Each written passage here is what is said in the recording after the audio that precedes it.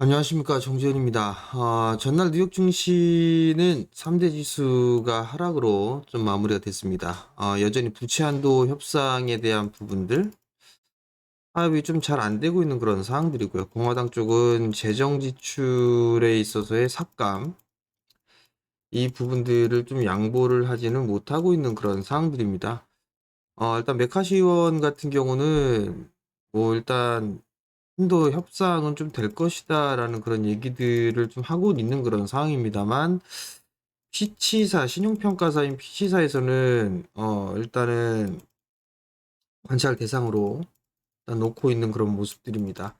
과거에 한번 부채 한도 이슈 이 부분들로 인해서 미국의 신용등급이 좀 강등이 됐던 그런 부분들이 좀 있었는데, 이거는 타협을 결과론적으로만 말씀을 드리면 해결이 될 부분들이에요. 해결이 될 부분들인데 변동성을 좀 유발을 할 수 있다라는 거, 이 부분들이 투자자들의 부담으로 좀 작용하는 그런 상황이다라고 좀 보시면 좋을 것 같고요.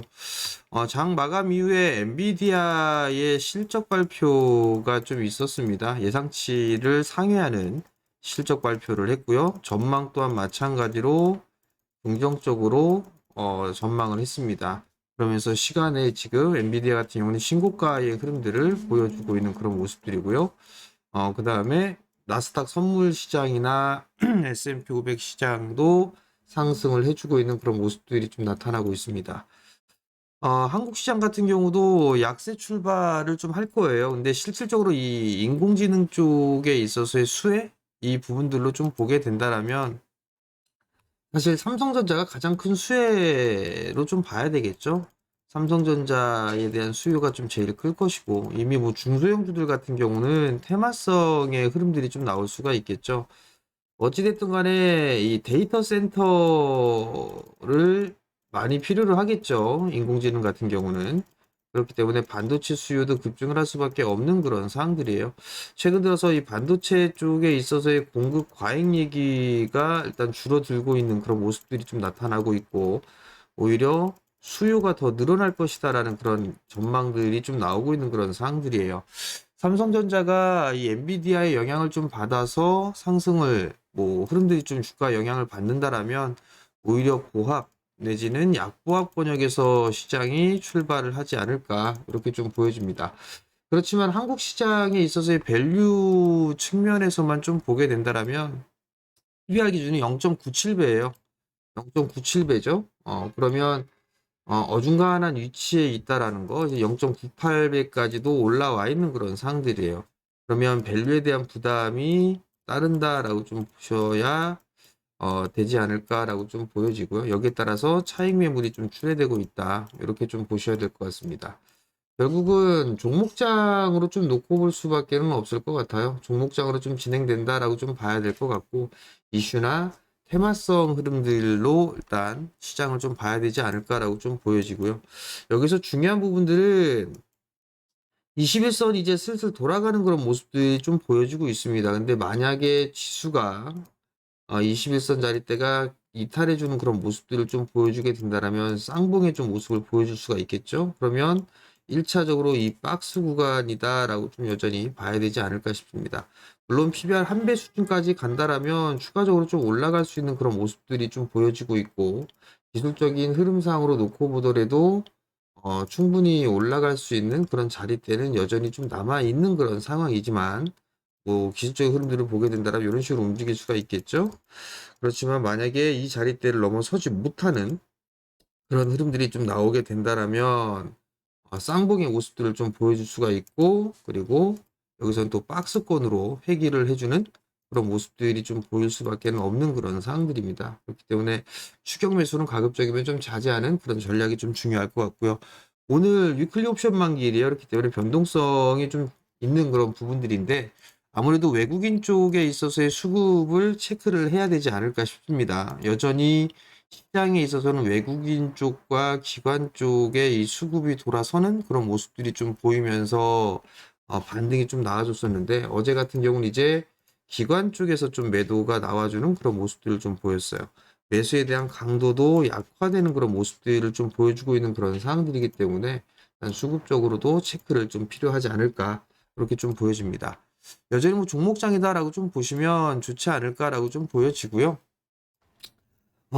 최근에 좀 보게 되면 조선 쪽 섹터들이 좀 강한 그런 모습들이 좀 나타나고 있죠. 대우조선해양이 신고가의 좀 모습들을 좀 보여주고 있고, 뭐 HD 한국조선해양 같은 경우도 치고 나가는 그런 모습들이 좀 보여주고 있습니다. 그런 의미에서 좀 보게 된다라면 피팅 쪽에 있어서의 태광이죠. 꼭사주로 좀 말씀을 좀 드렸던 부분들인데, 여전히 뭐 조선 섹터가 움직이게 되면 태광도 나쁘지는 않은 그런 상황들이에요. 그렇기 때문에 뭐 기존의 태광을 좀 보유하고 계신 분들이라면 좀 더 보유를 해봐도 좋지 않을까, 이렇게 좀 말씀을 좀 드려보도록 하겠고요.